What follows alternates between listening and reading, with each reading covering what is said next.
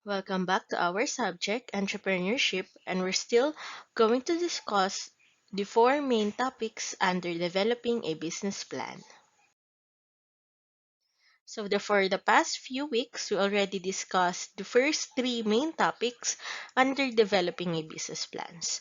So we tackled potential market, the understanding of the market, the importance of marketing mix in the development of marketing strategy, and now we're going to discuss the understanding of the four M's of operations.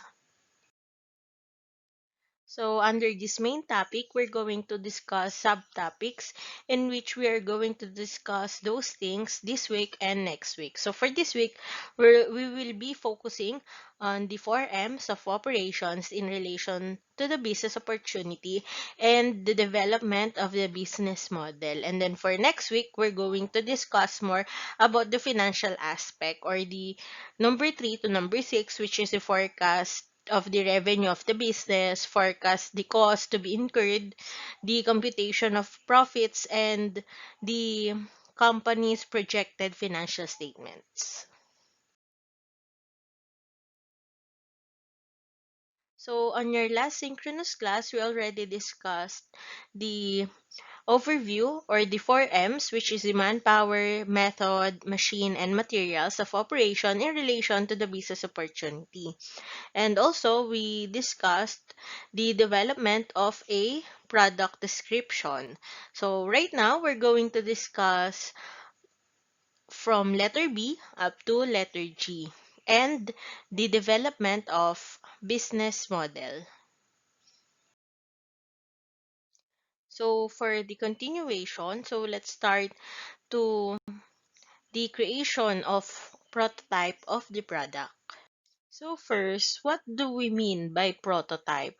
So prototype is simply defined as a three-dimensional version of your vision. So creating a prototype can also be one of the most fun and rewarding steps you'll take.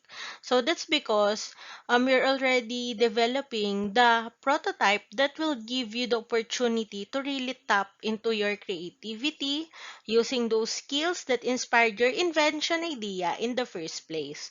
So it is also whether you're making your prototype at home or hiring the services of an engineer, seamstress, or machinist. It's really exciting to see your idea transformed into something tangible and real. So parang dito na yung from, 'di ba, pag nagagawa ka ng business plan, meron kang sample na parang, for example, may gusto kang product na ilabas sa market. So, ito na yung step wherein magke-create ka na ng prototype or yung three-dimensional version nung naiisip mo na ilalabas mo sa market. So, ano ba ang dapat maging itsura ng isang prototype? So, first, it will depends on your idea. And then second, it depends on your budget and your goals. So, if possible, it's great to start with a handmade prototype no matter how rudimentary. So, ano ba yung rudimentary? So, rudimentary means basic or at a very early stage. So, parang dito sa prototype, hindi kasi ibig sabihin na magke-create ka na, yung super, yun na yun na yun. Parang yun na agad yun. Parang dito is 'di ba nga, kaya ka nga magde-develop ng prototype, uunti-untiin mo. And also for depende din siya sa budget mo. Like for example, wala ka naman sobrang malaking budget. So baka naman pwedeng handmade muna yung gawin mong prototype. So okay lang 'yon na at least parang meron ka nang nasimulan. And for example, may mga iba't ibang prototypes that made out of from the simplest household items like socks, diaper tabs, household glue, empty milk containers, or yung mga ibang makikita lang natin sa bahay na minsan akala natin basura na, but we can use that in order to create a prototype of the product that we want. So, if it works for your initial demonstration purposes, so it is as good as the most expensive materials na pwede nating makita sa market. So under this step in the developing of your prototype, so you will have now an understanding, or you know now that creating a prototype is a vital step in your invention process. So it is exactly how you move forward and actually do it. So kaya this stage in the inventing process is possibly the period of greatest learning. So from yung mga words na masasabi mo lang dati na can I? Kaya ko ba na gawin? So, eto na yung parang pagde-develop mo into how will I? So, how will you produce that product? So, how will you develop that product? So, dito na yon magsisimula sa stage na to. And then, dun sa learning part, so as you develop your prototype, ma-check mo din na ganito pala to, mas maganda pala kung ganito, or it is okay pala na gantong material yung gamitin natin for this one. So, kaya tinatawag din natin na maraming learnings during this period of time. So, next topic is testing the product prototype. So, 'di ba, once you build your prototypes based on the ideas you and your team generated, so it's now the time to gather feedback from the people on whom you are testing this. So, kaya natin tinetest yung product prototype is para magkaroon tayo ng feedback from them kung ano pa yung kulang or kung ano pa yung kailangan nating idagdag dun sa prototype na ginagawa natin. So, kasi from this testing, magkakaroon ka ng feedback from the from the people that whom you are testing these items or these prototype products. So, you essentially save time and resources dun sa mga test stages of the design thinking process and in any other human-centered design process. So, kasi kapag nagiging quick ka and efficient, so it allows you to move rapidly from the creation of the prototype to putting out to test and then to gathering feedback. And 'di ba kapag mabilisan yung turnover na ganon is mas mabilis mo ding ma-develop yung product mo. And then finally, creation of a new and improved iteration of your ideas. So parang the more that you are fast or you are efficient in testing those products is mas makakapag-come up ka into the final product that really depicts your ideas at the first place. Next is validate the service description of the product with potential customers to determine its market. So, baka natin kailangan mag-validate? So, we must validate the service description of the product with potential customers to determine its market acceptability.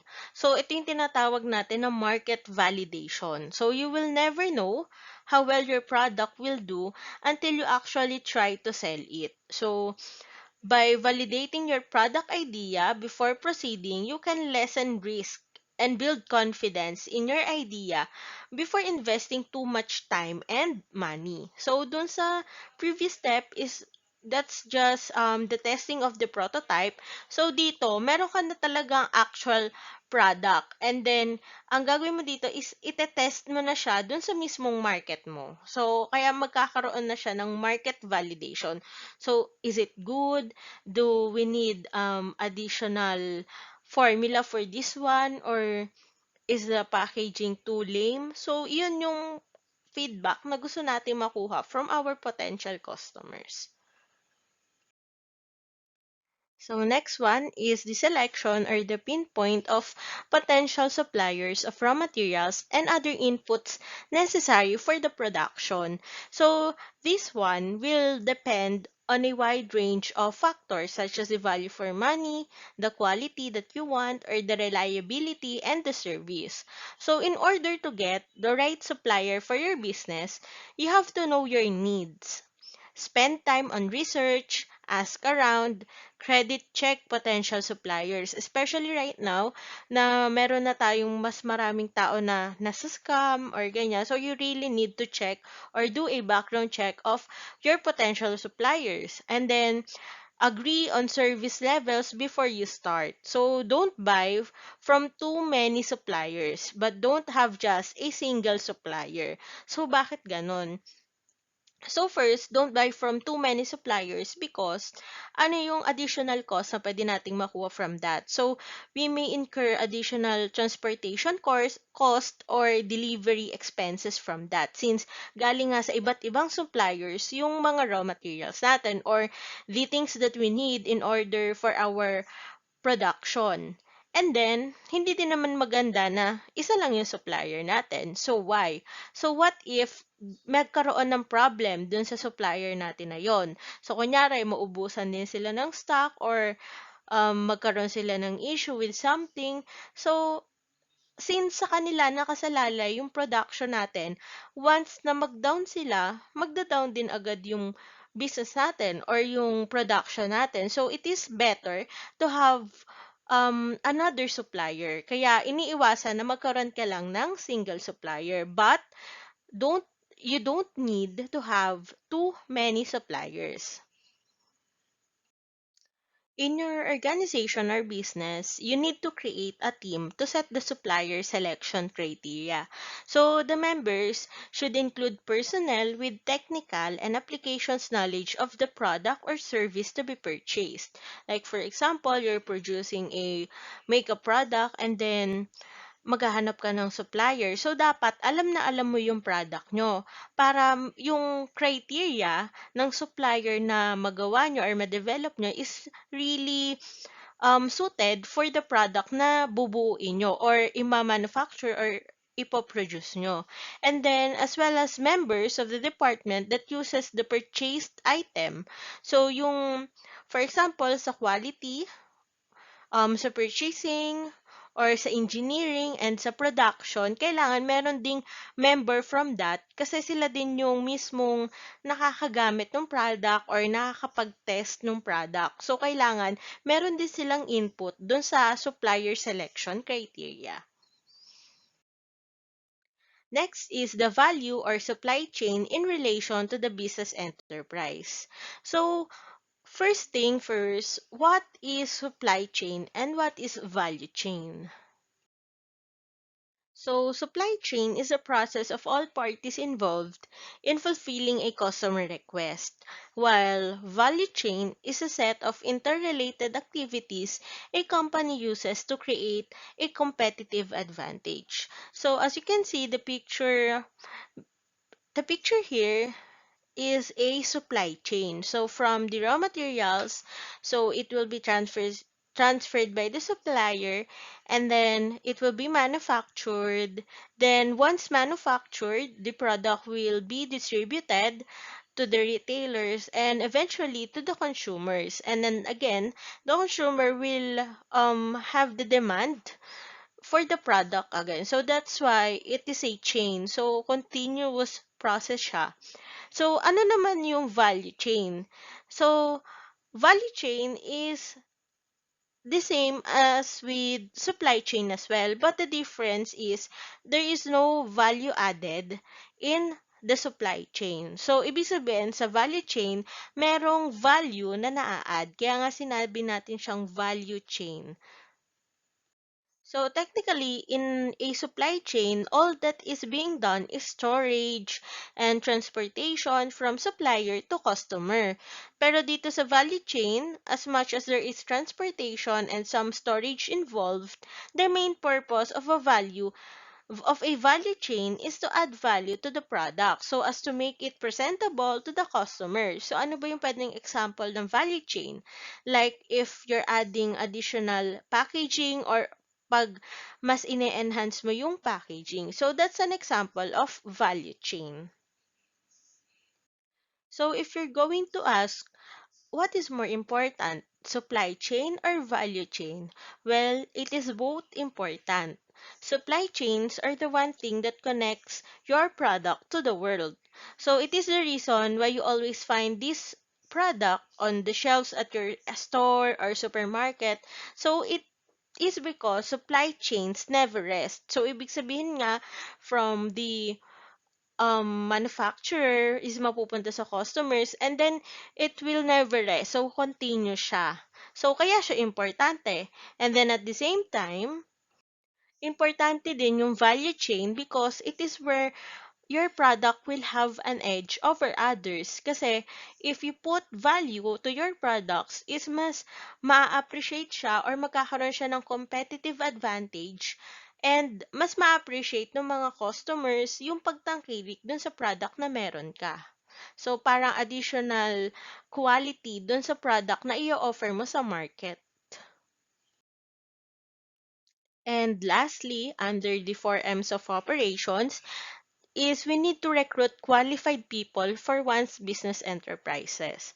So you can find the right people for the job by a well-structured recruiting and selection program. So the key to successfully develop such a program is to follow a proven recruiting process for the position you need to fill. So this topic or lesson is also our discussion for the Chapter 5, Staffing in Organization and Management.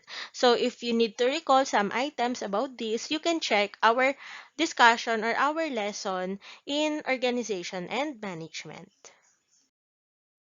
So we are now done under the topics under the 4 M's of operations in relation to the business opportunity. So right now we're going to discuss the second subtopic under the 4 M's of operation, which is the development of the business model. So what do we mean by business model? And we're discussing about the development of the business plan. So how does it differs from business plan? So what's the difference between business model and business plan? A business model describes the value an organization offers its customers and illustrates the capabilities and resources required to create, market, and deliver this value and to generate profitable, sustainable revenue streams. Wherein a business plan is a more detailed version of your business model. So, technically, itong business model, siya yung mas summarized and mas concise. So, yung mga pinaka-importanting parts ng business plan is doon mo siya pinaka-makikita sa business model.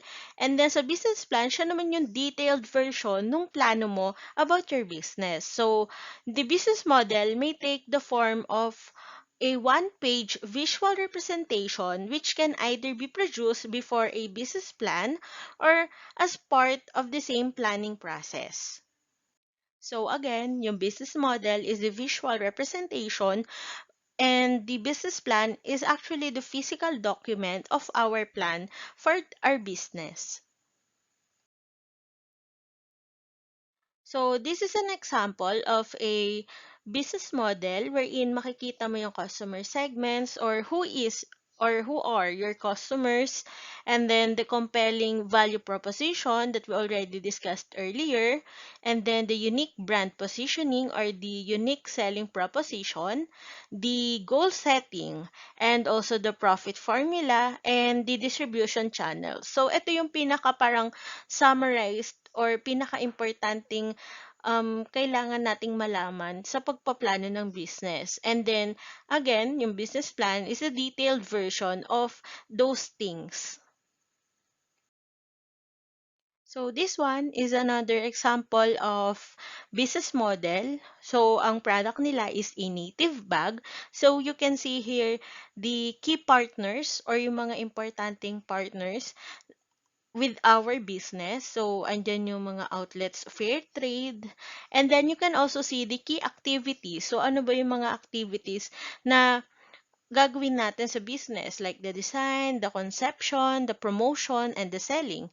And then, the resources or the key resources available or that we need in order for the production of the native bag. So, we need designers, raw materials, manufacturers, and the sale managers.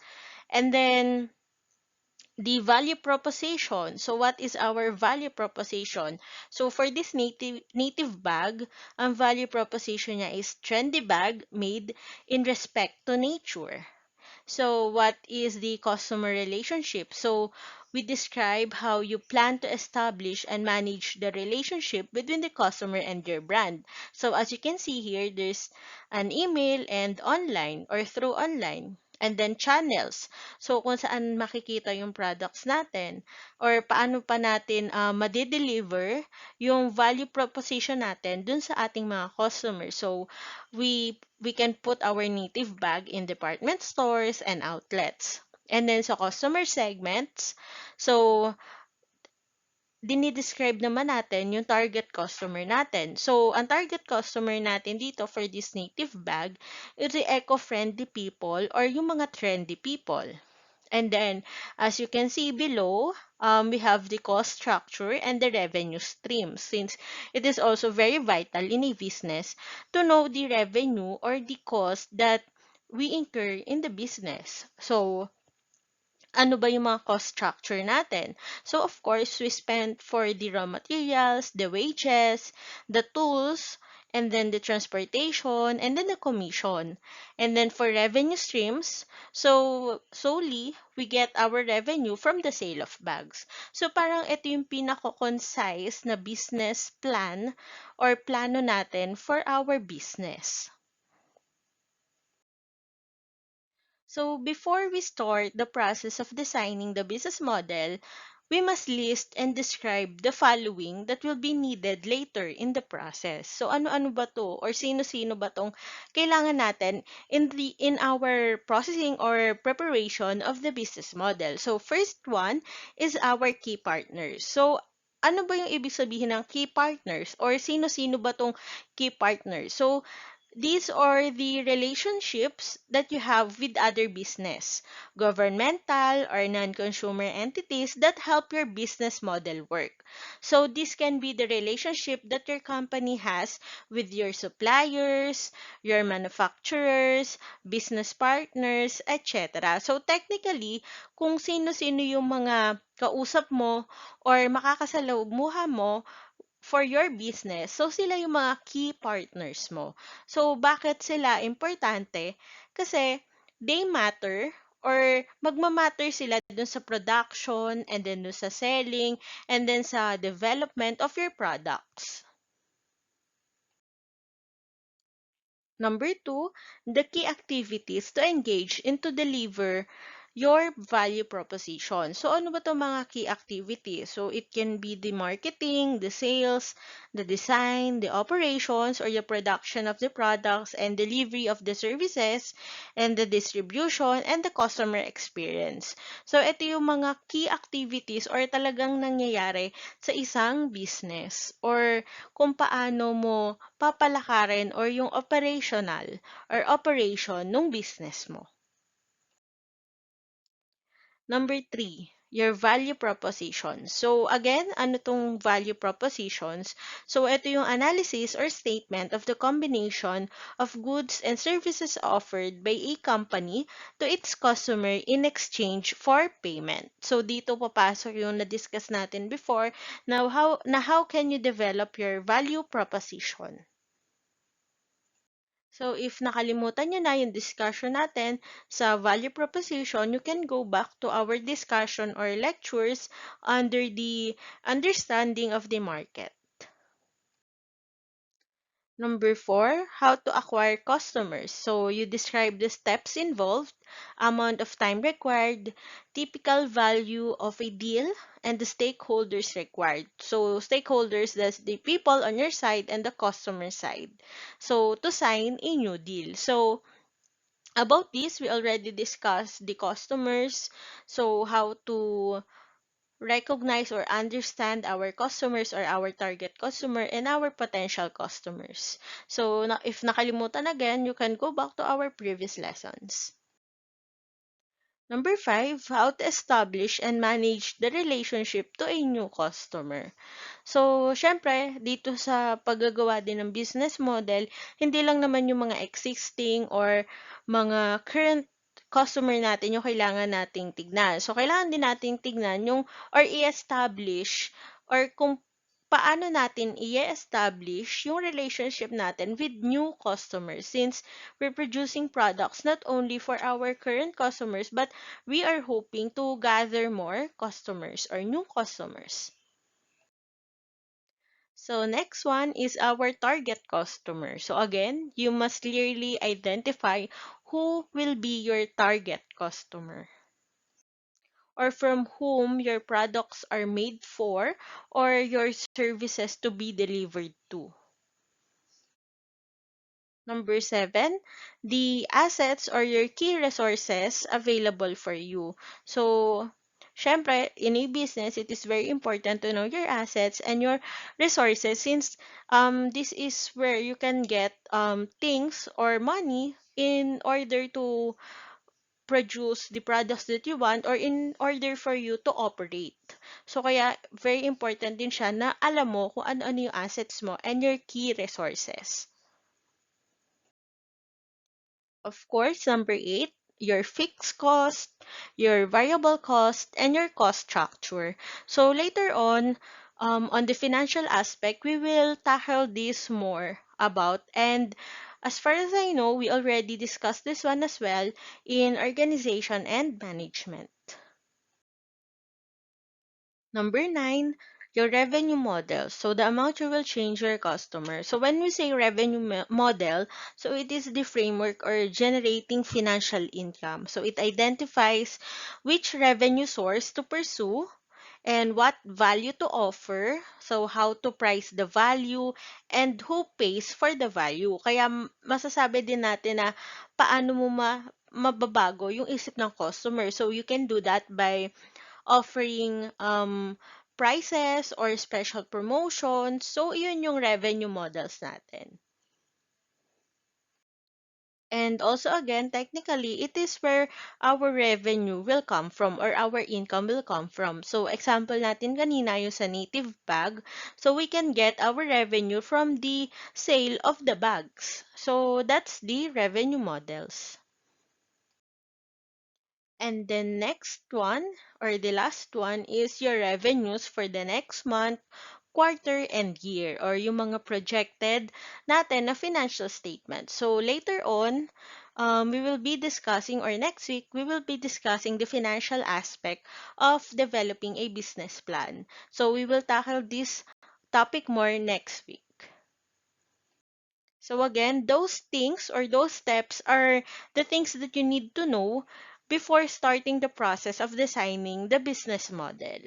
So that's the developing or the development of the business model. And that's the end of our lesson for today. So next week, we're going to discuss the financial aspect or these following items: the forecast revenues of the business, the cost to be incurred, the computation of the profits, and the creation of the company's 5-year projected financial statement. So this will be a review um, of your financial accountancy business and management part 2 subject that we had last semester.